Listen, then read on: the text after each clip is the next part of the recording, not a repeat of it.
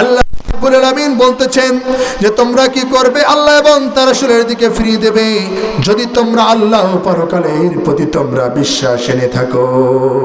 যদি আমরা আল্লাহ এবং পরকালের উপর বিশ্বাস এনে থাকি তাহলে আপনাকে কি করতে হবে? যে কোনো বিষয়ে মতবিরোধ হোক না কেন আল্লাহ এবং তার রাসূলের দিকে ফিরিয়ে দিতে হবে। যেমন ভাবে একটি মাসলা যে আজকে গ্রামের সমাজে বিচার করে তাগুতপন্থী মানুষেরা, তাগুতপন্থী যারা গ্রামের নেতা বলে, যাদেরকে আমরা আমির বলি, যে আমির আনুগত্য করতে বলেছে কে? আল্লাহ। এই আমির যে আমাদের গ্রামে আছে না, যে আমরা বিচার করি, একজন ব্যক্তি যদি জেনা করে, আজকে আমরা বলি একজন গ্রামের মাতাব্বর বলে দেয়, সেই বিচারে বলে দেয় যাও তুমি 1 লক্ষ টাকা জরিমানা দিয়ে দাও। অথচ কোরআনে কি বর্ণিত রয়েছে, একজন বিবাহিত পুরুষ এবং বিবাহিত নারী যদি জেনা করে, আল্লাহ বলতেছেন ওই ব্যক্তির এই পৃথিবীতে বেঁচে থাকার কোনো অধিকার নেই, বেঁচে থাকার কোনো অধিকার নেই, তাকে ইট ঢেল পাথর দিয়ে মেরে ফেলতে হবে। বলছেন কে? আল্লাহ এবং তার রাসূল সাল্লাল্লাহু আলাইহি ওয়াসাল্লাম বলতেছেন। তাহলে একজন জেনাকার যে জেনা করবে তার শাস্তি এই ধরনের। আবার কেউ যদি চুরি করে, বিশ্বনবী জনাব মুহাম্মদ রাসূলুল্লাহ সাল্লাল্লাহু আলাইহি ওয়াসাল্লাম বলেছেন ওই ব্যক্তির হাত কাটতে হবে। এরপরও চুরি করা ব্যক্তির গ্রামে বিচার হয় কেমন ভাবে? যাও তুমি 50,000 টাকা জরিমানা দিয়ে দাও। এরা কারা? আপনি কি চিনেন এরা কারা? আল্লাহ বলতেছেন ওয়া মিনান নাসি মান ইয়াকুলু আমান্না বিল্লাহি ওয়া বিল ইয়াউমিল আখির ওয়া মা হুম বিমুমিনিন। আল্লাহ রাব্বুল আলামিন বলতেছেন তোমাদের মাঝে এমনও মানুষ রয়েছে তারা বলে আমান্না বিল্লাহ, আমরা আল্লাহর উপর ঈমান এনেছি, ওয়া বিল ইয়াউমিল আখির এবং কিয়ামতের দিন, শেষ দিনের উপর আমরা ঈমান এনেছি, কিন্তু আল্লাহ রাব্বুল আলামিন নিজেই বলতেছেন ওয়া মা হুম বিমুমিনিন। এই ব্যক্তি মুমিন নয়। এই ব্যক্তি কি নয়? মুমিন নয়। এরা হচ্ছে ইসলামের শত্রু। এরাই হচ্ছে এই পৃথিবীতে হচ্ছে তাগুত, যারা নিজেকে দাড়ি ছেড়ে, দাড়ি লম্বা করে, জুব্বা পরে, টুপি দিয়ে গ্রামে একজন ভালো মানুষ সাজে, এরপরে সে যে বিচার করে তাগুতপন্থী বিচার, কোরআন রেখে হাদিস রেখে নিজের মন মতো বিচার করে। এরা কারা? এরাই হচ্ছে ইসলামের শত্রু, এরাই হচ্ছে এই পৃথিবীর মুনাফিক। আজকে সমাজে, আজকে আপনি লক্ষ্য করবেন, আজকে প্রতিটি গ্রামে, প্রতিটি জুমার মসজিদে আলোচনা হয় তোমরা নেশাদার দ্রব্য পান করো না, তোমরা সালাত পড়ো, হারাম খেও না, এগুলো আলোচনা করা হয়। কিন্তু আজকের ইমাম তো তাগুত সম্পর্কে লেখাপড়া করেছে, কেন বলছে না মসজিদে, কেন বক্তব্য দেয় না যে তাগুতের অনুসরণ করবে না? কারণ আপনি কি জানেন, আমিও পর্যন্ত, পৃথিবীর মানুষ, সব মানুষ এমনকি আমিও পর্যন্ত তাগুতকে সদা সর্বদা সহযোগিতা করছি। ও যে সেই সময় সেই ভোটের কেন্দ্রেতে গিয়ে আমরা এমন ব্যক্তিকে নেতা বানিয়ে দেয় যেই ব্যক্তি সদা সর্বদা কোরআনের বিরোধিতা করে। বিরোধিতা করে কার? কোরআনের বিরোধিতা করা মানে স্বয়ং আল্লাহর বিরোধিতা করা, হাদিসের বিরোধিতা করা মানে স্বয়ং তার রাসূল সাল্লাল্লাহু আলাইহি ওয়াসাল্লামের বিরোধিতা করা। সম্মানিত উপস্থিতি, তাহলে আপনারা তাগুত চিনতে পেরেছেন। তাগুত হচ্ছে কারা? যারা কোরআন বাদ দিয়ে নিজের মন মতো বিচার করবে, নিজের মন মতো জীবন চালাবে। আল্লাহ বলছে, আল্লাহ রাসূল বলছেন একজন মুমিন তার মন মতো কখনোই জীবন চালাতে পারবে না। কেন? আবু হুরায়রা রাদিয়াল্লাহু তাআলা আনহু বলেন, বিশ্বনবী জনাবে মুহাম্মদ রাসূলুল্লাহ সাল্লাল্লাহু আলাইহি ওয়াসাল্লাম বলতেছেন আদ-দুনিয়া সিজনুল মুমিন ওয়া জান্নাতুল কাফির। বিশ্বনবী বলতেছেন এই পৃথিবী, এই দুনিয়া হচ্ছে মুমিনদের জন্য জেলখানা, ওয়া জান্নাতুল কাফির, এবং কাফেরদের জন্য হচ্ছে জান্নাতের নাই। সুতরাং এই পৃথিবীতে একজন মুমিন ব্যক্তি, একজন সৎ ব্যক্তি যা ইচ্ছা তার খুশি মতো জীবন চালাতে পারে না, কিন্তু একজন কাফেরের জন্য হচ্ছে জান্নাত। কারণ একজন কাফের কোরআন হাদিসের দিকে লক্ষ্য করে না। একজন কাফের, একজন ইহুদি, একজন খ্রিস্টান, একজন ইসলামের শত্রু, এই পৃথিবীর এই কুলাঙ্গাররা তারা তাদের নিজের মন মতো জীবন যাপন চালায়। কেমন ভাবে চালায় আপনি লক্ষ্য করেন যে তাদের কাছে জেনার মতো একটি এত বড় পাপ কিছুই নয়। আজকে তাদের কাছে নেশাদার দ্রব্য পান করা, মানুষের জমি অন্যায়ভাবে ভক্ষণ করা, এই সবগুলোই তাদের মাঝে মানে একটা ইজি ব্যাপার হয়ে গিয়েছে। আজকে মসজিদের ইমাম সাহেব তাগুত নিয়ে ওয়াজ করতে নাকি ভয় পায়, আরে তাগুত নিয়ে কথা বলতে নাকি ভয় করে। আর আজকে আমরা এই বড় বড় টুপি পরে নিজেকে একজন বড় ইমানদার বলে দাবি করি, আর ওই সব আলেমের গ্রামের সবচেয়ে মুনাফিকদের সাথে সম্পর্ক, আর এরাই নিজেকে মুমিন বলে দাবি করে। বুঝতে পারছেন যে পৃথিবী কোথায় গিয়েছে? এই জন্য আল্লাহ রাসূল বলেছিলেন যে কিয়ামতের আগে একজন ব্যক্তির হাতে আগুন নিয়ে থাকাটা সহজ হয়ে যাবে, কিন্তু পৃথিবীতে কিয়ামতের আগে ঈমান নিয়ে থাকাটা অনেক কঠিন হয়ে যাবে। দেখছেন আল্লাহ অন্য আয়াতে বলছেন যে যাদাতুহুম ঈমানা, কোরআন শুনলে একজন মুমিনের ঈমান বৃদ্ধি পায়। কি পায়? কোরআন শুনলে একজন মুমিনের ঈমান বৃদ্ধি পায়, আল্লাহ নিজেই বলছেন। তো কোরআন শুনে মসজিদের সভাপতির গা জ্বলে কেন? কোরআন শুনে সেক্রেটারি গা জ্বলে কেন? কোরআন শুনে মসজিদের সভাপতির গা জ্বলে কেন? কারণ সে আয়াত, সে কোরআন তার বিরুদ্ধে চলে যাচ্ছে। আজকে আমরা বড় বড় মাহফিল করছি, আলহামদুলিল্লাহ একটি ভালো বিষয়, আর আমরা এসে তাগুতের পথে ঢুকে আছি। আজকে লক্ষ্য করবেন, ভালোভাবে একটি কথা বলছি, দেখেন, লক্ষ্য করবেন, যতই বড় আলো হোক না কেন, যদি এইভাবে স্টেজে ভরা স্টেজে যদি তাগুত নিয়ে আলোচনা করে, ওই আলেমকে আজও পর্যন্ত এই দেশে ঘাট ধরে স্টেজ থেকে নামিয়ে দেওয়া হবে। আর ওই আলেম তাগুত নিয়ে আলোচনা করে না, কারণ করলে ওই আলেমের নেতা কোথায় যাবে? আলেমের নেতা সেই জায়গা থেকে নিচে চলে যাবে, চেয়ার পাবে না। বুঝতে পেরেছেন? আপনার আমার জীবনে এখনো সময় রয়েছে, ফিরে আসতে পারেন। আজকে মাহফিল নাম দিয়েছেন বাদাসর হইতে আরম্ভ, এখনো ওই গ্রামবাসী এখনো কি করে বাসায় থাকতে পারে? বাজারে এখনো আড্ডা জমায় কি করে? আসলে ইসলাম এটি খেলার জায়গা নয়। আপনি নাম দিয়েছেন তাফসিরুল কোরআন মাহফিল, আর আপনি কোরআন মাহফিল বাদ দিয়ে এমন বক্তা নিয়ে আসছেন কিসসা কাহিনী ছাড়া, কোরআন হাদিসের কোনো আলোচনা নেই, কোথায় গল্প করেছে সব কিছু এসে 1 ঘন্টা আওয়াজ করবে, এই কিচ্ছা কাহিনী বলে তার কিচ্ছা শেষ করে দেবে। তাফসিরুল কোরআন মাহফিল কাকে বলে? তাফসির কাকে বলে? আপনি কোরআন নিয়ে তাফসির করেন, আপনি দেহের একজন আলেমকে কোরআনের এত নম্বর আয়াত থেকে নিয়ে এত নম্বর আয়াত পর্যন্ত তুমি তাফসির করো, কোথায় যাবে? সব কিছু চলে আসবে। আজকে আমরা আলেম হয়ে সেই সুদের সাথে, সেই ঘুষের সাথে, প্রতিটি অন্যায় কাজের সাথে আমি আলেম জড়িত রয়েছি। সাধারণ পাবলিক কি করবে? সাধারণ পাবলিক কি করবে? তার কিছুই করার নেই, কারণ আমি তো তাকে ভুল পথ দেখিয়েছি। এই জন্য আল্লাহ রাব্বুল আলামিন বলতেছে, পৃথিবীর মানুষ তোমরা আমিরের আনুগত্য করবে, যে আমির সৎ পথে তোমার জীবন চালাতে বলবে, যে আমির বলবে তোমরা এখনো মাঠে নেমে পড়ো, এখনোই তোমরা মুনাফিকের বিরুদ্ধে, কাফেরের বিরুদ্ধে তোমরা যুদ্ধ করবে।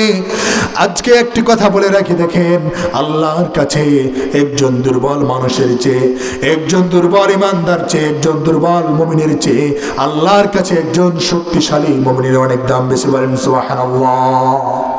একজন শক্তিশালী মুমিন, যেমন একটু উদাহরণ দিই, এখন যদি যুদ্ধের ডাক আসে আমরা সবাই যেতে পারবো না, যাদের শক্তি রয়েছে আমরা যেতে পারবো।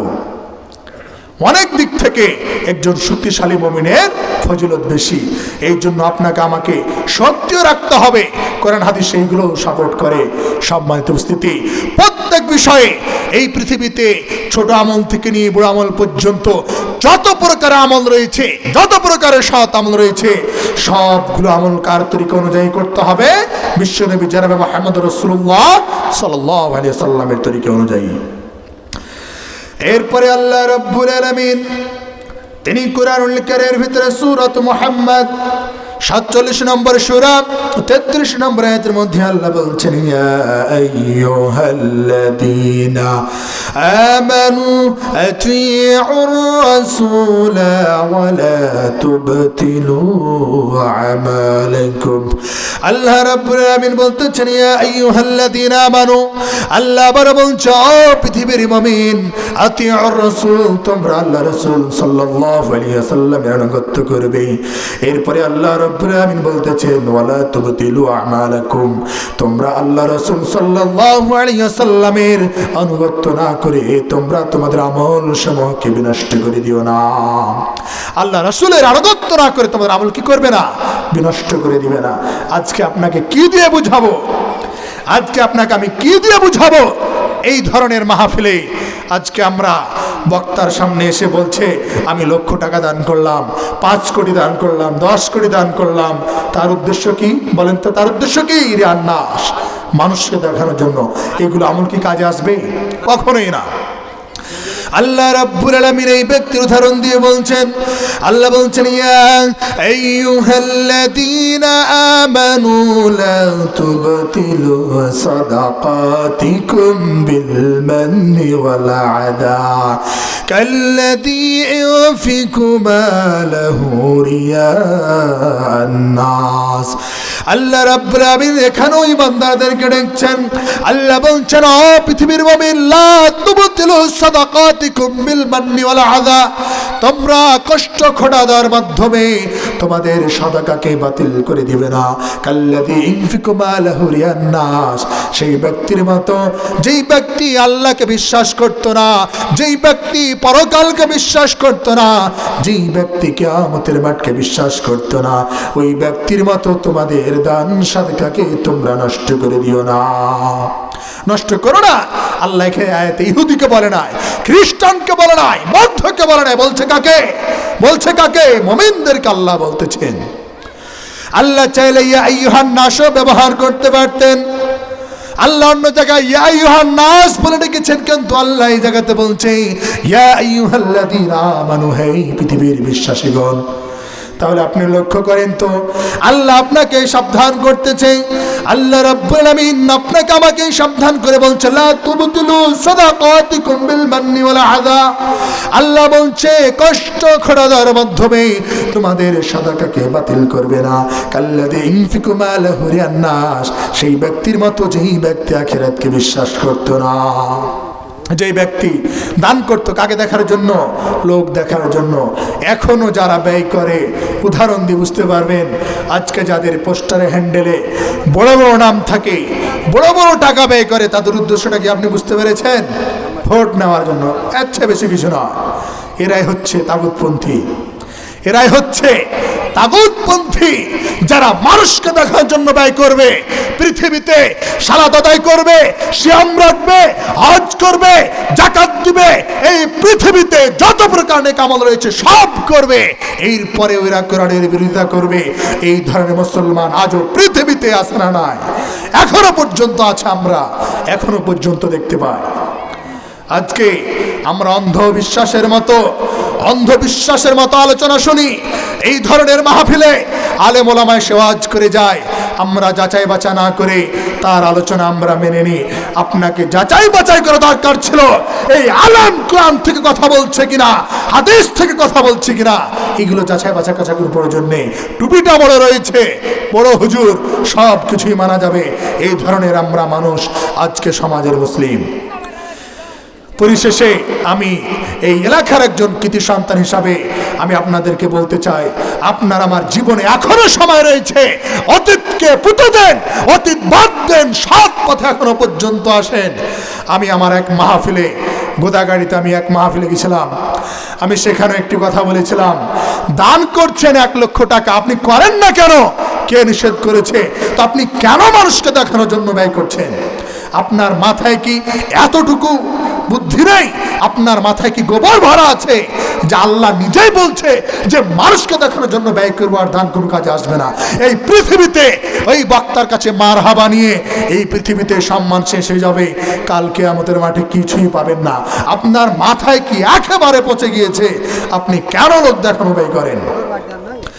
আপনি কেন মানুষ দেখানো ব্যয় করেন? আপনি কেন মানুষ দেখানো ইবাদত করেন? সম্মানিত উপস্থিতি, আপনাকে আমাকে প্রতিটি ক্ষেত্রে প্রতিটি আমল করতে হবে রাসূল সাল্লাল্লাহু আলাইহি সাল্লামের দেখানো অনুসারে।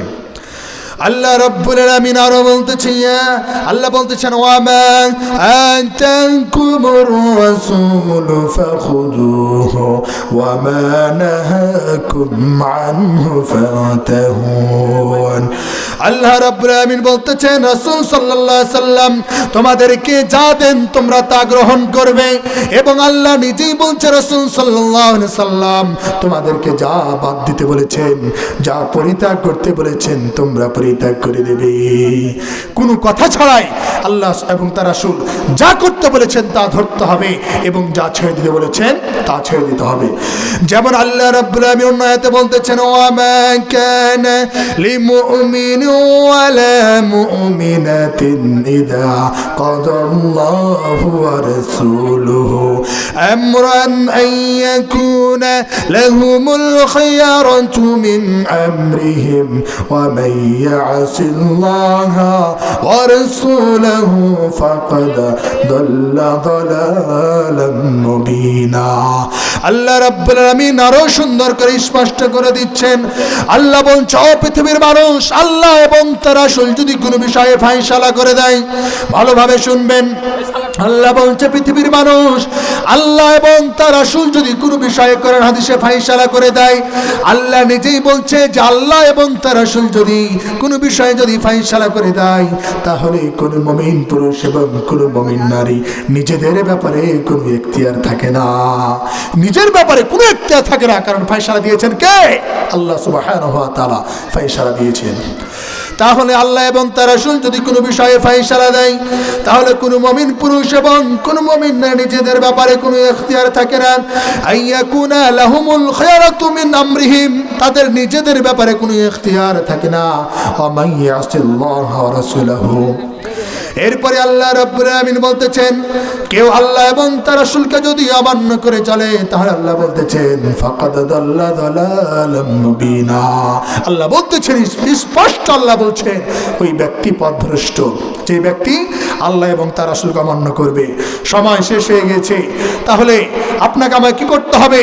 আল্লাহ এবং তার রাসূলের আনুগত্য করবে, এবং আল্লাহ এবং তার রাসূল যেই বিষয়ে ফায়সালা দিয়েছেন আপনাকে ওই বিষয়টা মেনে নিতে হবে, কারণ ফায়সালা দিয়েছেন আল্লাহ। আর আল্লাহ নিজেই বলছে যে এই পৃথিবীর মুমিন তার জীবনের বিনিময়ে একজন মুমিন জান্নাত ক্রয় করে নিয়েছেন, মানে এই পৃথিবীর জীবনটা আল্লাহর জন্য ব্যয় করবে, আর আল্লাহ রাব্বুল আলামিন পরকালে তার জন্য জান্নাত দিবেন। সুবহানাল্লাহ। তাই আসি, সময় শেষ। আল্লাহ রাব্বুল আলামিন আমাদের প্রত্যেককে যেন প্রতিটি সৎ আমল যেন একমাত্র আল্লাহ রাব্বুল আলামিনকে রাজি খুশি করার জন্যই যেন করতে পারি। আল্লাহ রাব্বুল আলামিন তৌফিক দান করুন। আমরা সকলে বলি আল্লাহুম্মা আমিন।